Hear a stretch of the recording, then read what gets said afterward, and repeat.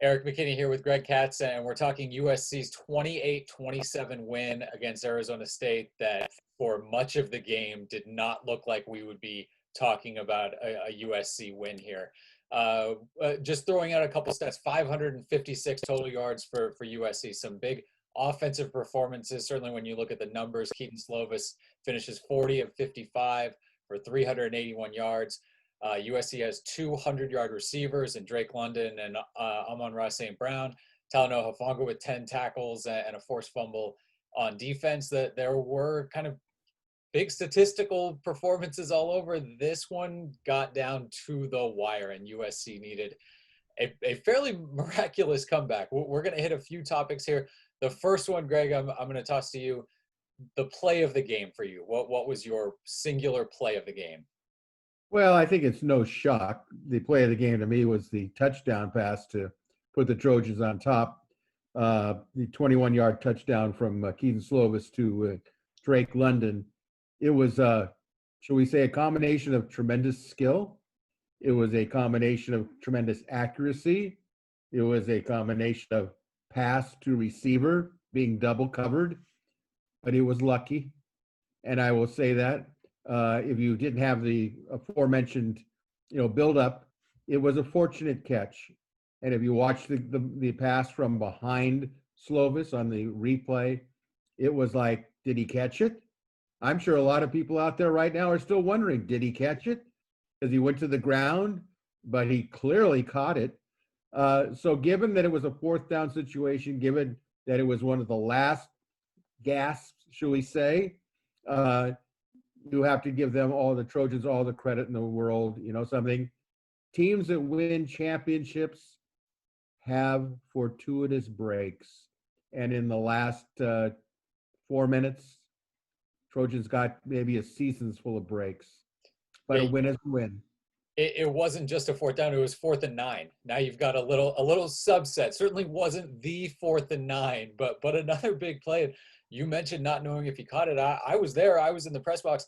The way he went to the ground with defenders kind of all over the place and then stood up and had the ball kind of tucked behind his left hip, it was a long time before I realized that he caught it. It wasn't until kind of all of his teammates started swarming him did you realize he came down with that. And I think that certainly stands, above everything else as the play of the game. I would mention, I think Brew McCoy's touchdown catch was obviously big, a little bit of luck involved in that in the bounce. I think the one that I would slot right under there is that onside kick recovery. I mean, it's a good kick. That's not an easy thing to do. Brew McCoy said he was just kind of tossed in there. And again, a fortuitous bounce. The Arizona State receiver certainly could have come up with it, but Brew McCoy puts pressure on him. And then the sort of wherewithal to understand what's going on, to dive back into the pile and rip the ball in there and to get that one, that sets up the game-winning touchdown. And certainly if Arizona State gets the ball there,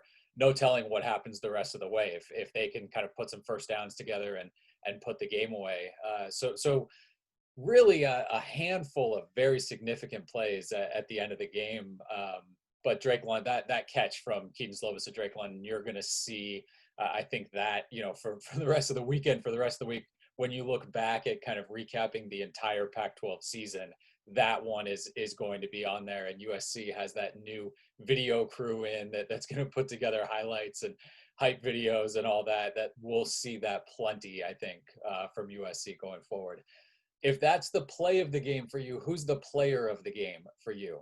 Well, for me, although obviously somebody has to throw the ball, and I thought Keaton Slovis exhibited his accuracy, although I thought during the game he rushed his passes. He threw into double coverage. He could have had easily 2 more picks. And I'm not trying to be overly critical about it, but the Trojans were fortunate that some of those passes didn't get picked off. But the question you asked me was the player of the game. I'm going with Drake London. He is a pro. He is an NFL, possibly first-round draft pick. Some of the plays that he made after the catch, where he didn't really go down, and how he pulled tacklers with him, that's professional level stuff. He could have ended up his career at SC among the elite pass catchers that have ever played at the university, and that's saying something. Look, I want to pick somebody else, but I don't want to be wrong. It's Drake London. I'm going with you.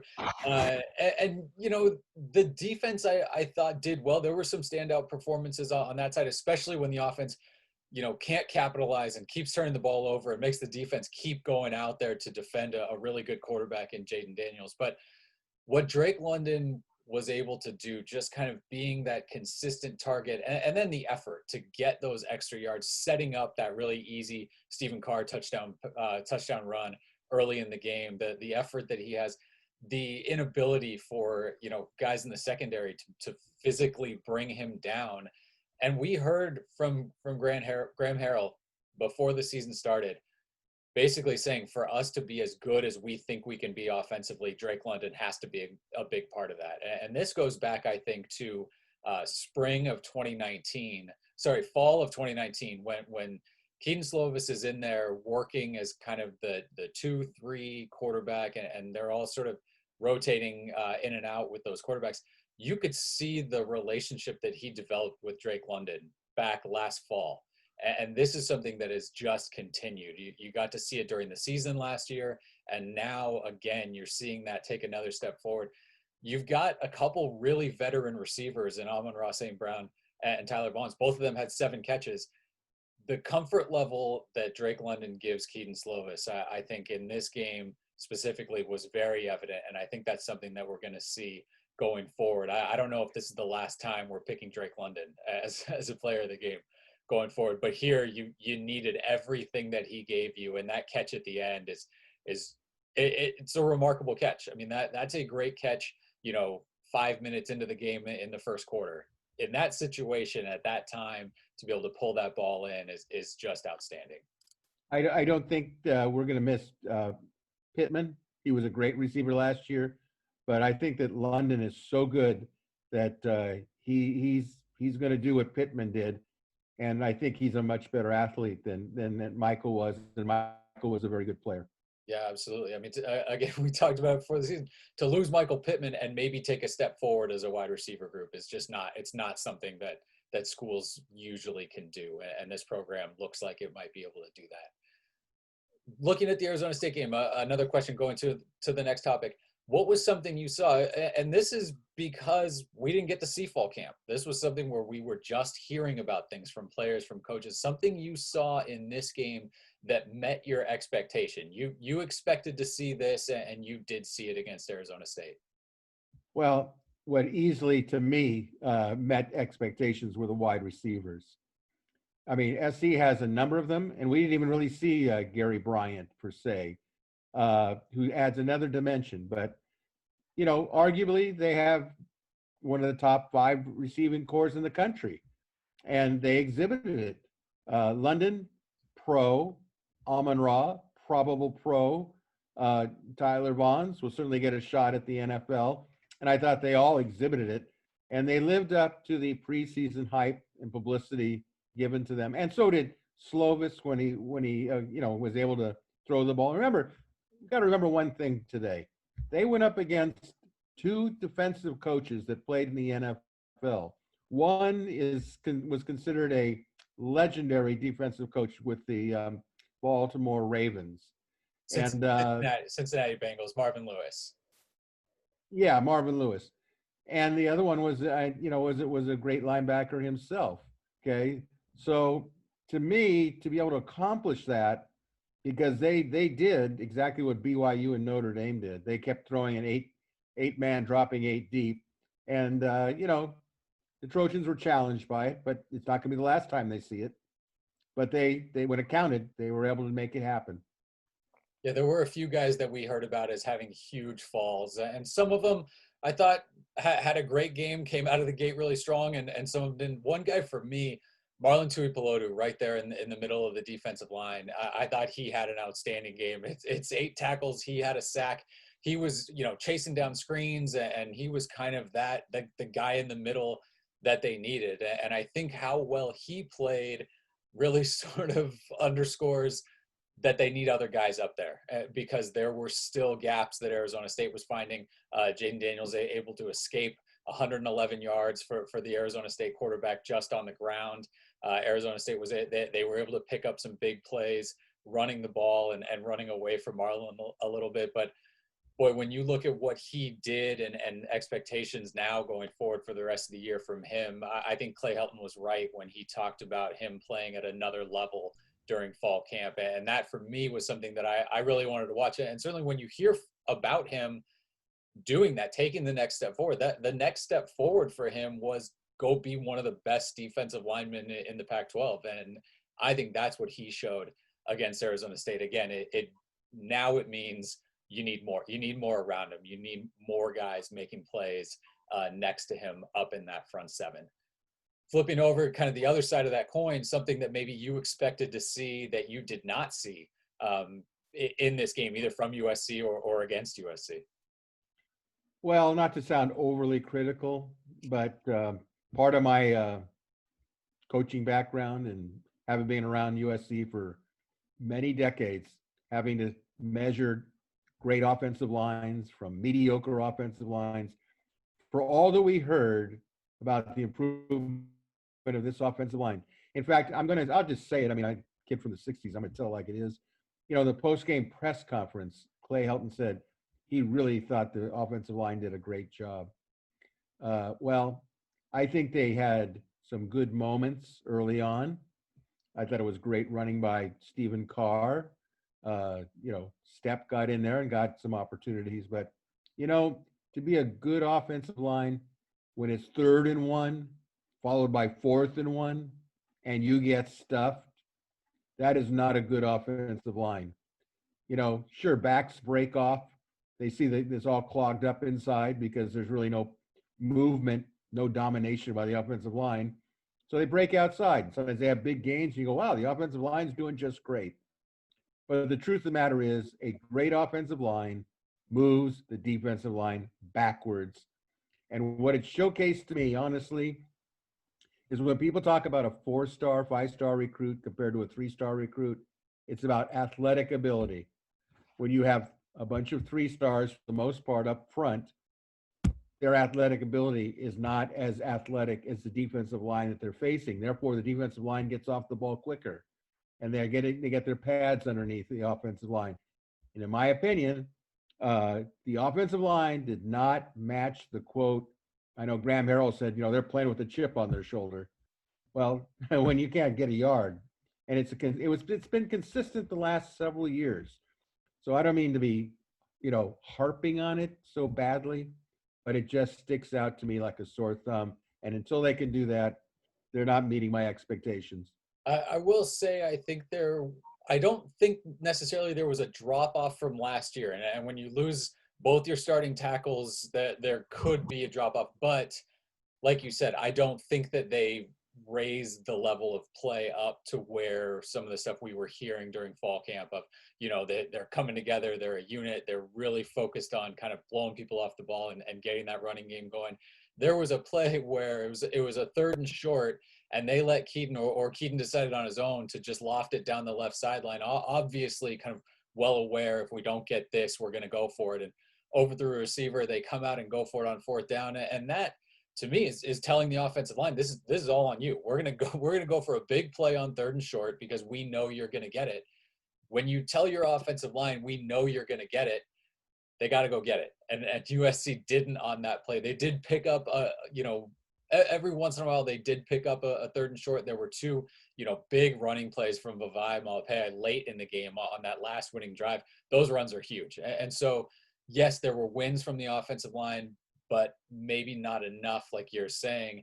And when you've got an Arizona State team that isn't bringing 5 and 6 and 7 guys constantly, I mean, they were winning with 3-man rush, with 4-man rush. And Keaton Slovis, I think for a game 1 is taking too many hits already early in the season. And that's something I think that reflects on the offensive line, but I don't think it was sort of the train wreck that was possible, again, with losing both your offensive tackles and having to, shuffle a little bit there. So again, there's a ways to go to sort of play up to what we were hearing from them. From me, I spent too much time going on yours. I'll flip to mine now.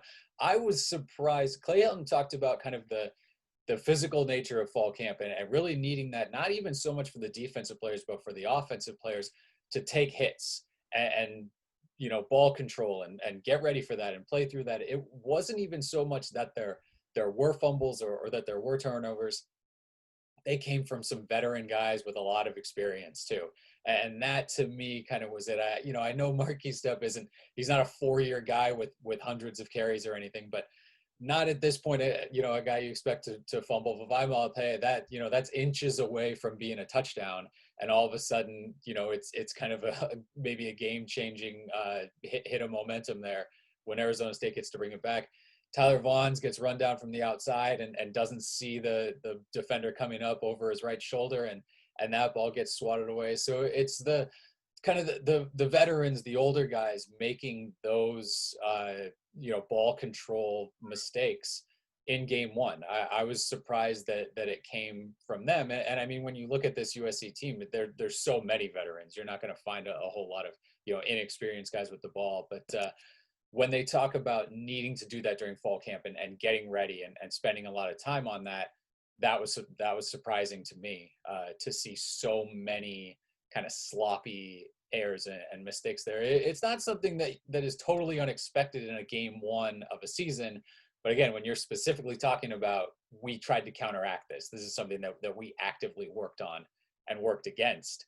That again, it didn't kind of live up to what I expected from a lot of those veteran guys.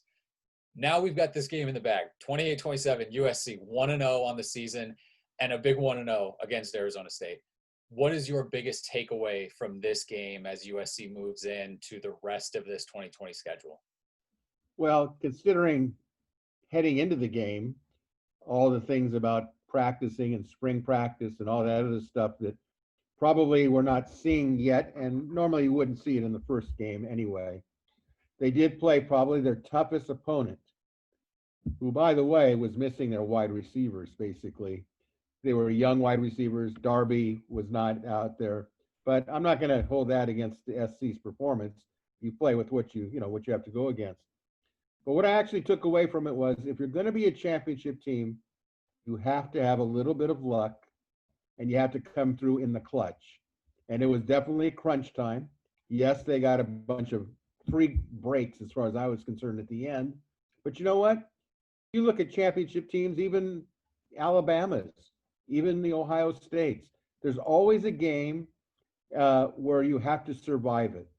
And the Trojans survive it. And if we look back and they go 7-0, let's say they do, and they get to the championship game of the Pac-12 on, December 18th, or even, head to a bowl game, you're going to look back maybe on this ASU game and say, that was their crucible right there.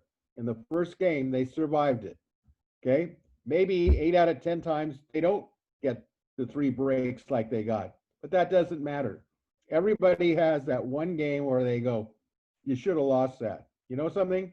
If you should have lost it, you would have lost it. And if you could have won it, you would have won it. So inside of all the things that we've said, I give the Trojans a lot of credit for being able to come through in the clutch. And that's my takeaway.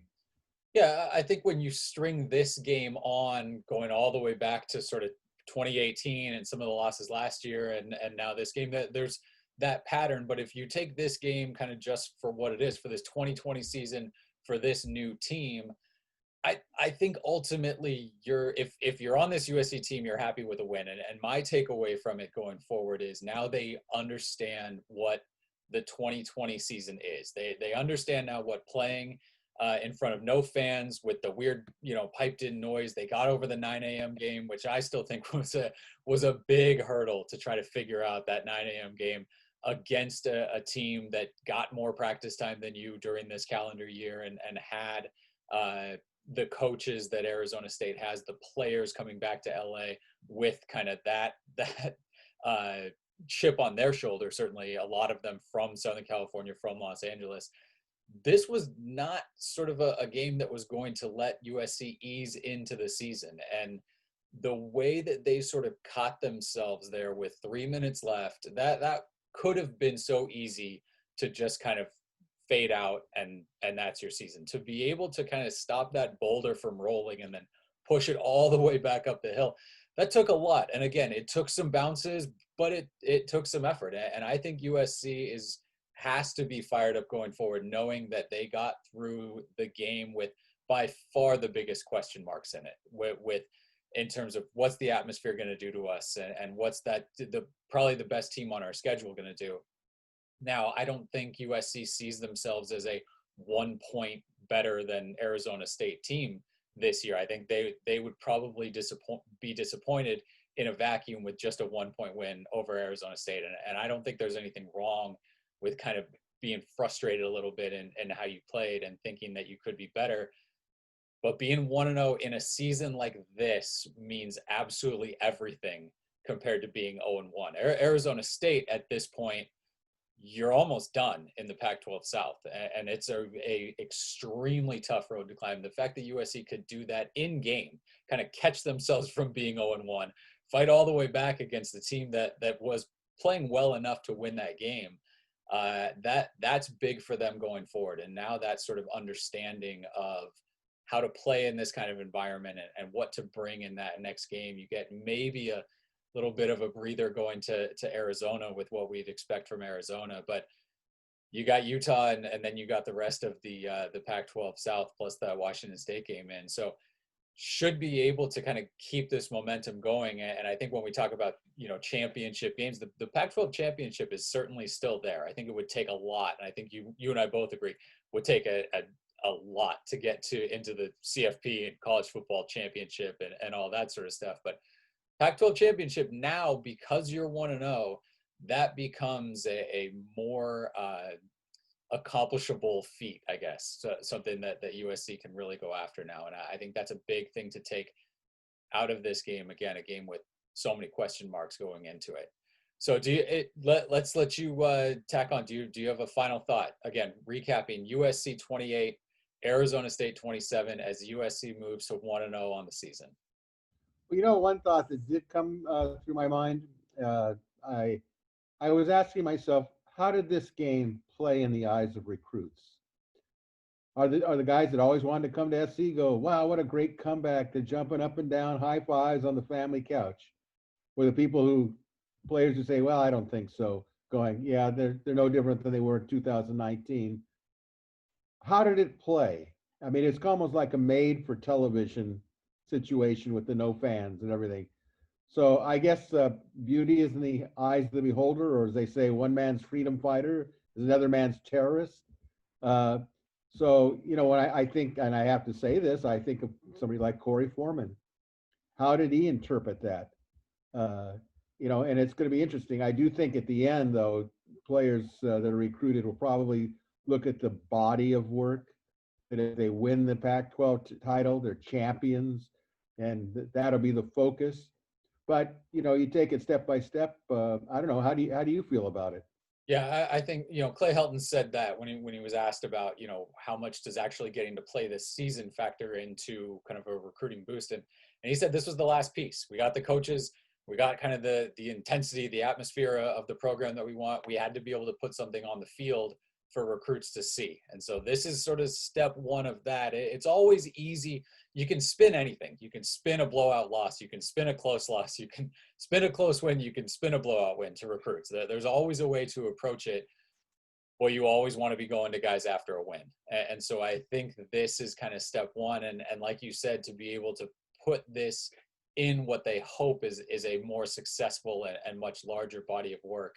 I think that's going to play well as long as you can point to a win, because USC's staff, they're going to need to pile up wins this year. And so any game you can put in that column is going to be good. I do think that they need to button some things up. If it's not going to be something where they're talked about as a top 10, top 5 team when you are winning games kind of last minute over an unranked Arizona State team by 1 point. So I think that there are some that they need to hit the gas a little bit. I don't think the rest of the season, especially looking at those teams they're going to play, eking out these wins, I don't think is going to catch the eyes of recruits, even if you do keep putting them in the win column. It's something where you're going to have to start picking up a few blowouts over teams that you certainly should be able to blow out now going forward. So again, we'll see. There are some pieces still left to put together for that USC's 2021 class, and Clay Helton and his staff hoping that this 1-point win to start the season over Arizona State helps that. But for right now, the players are going to take it. 28-27 over a tough Arizona State team. USC moves to 1-0 thanks to a dramatic come from behind last minute win against the Sun Devils.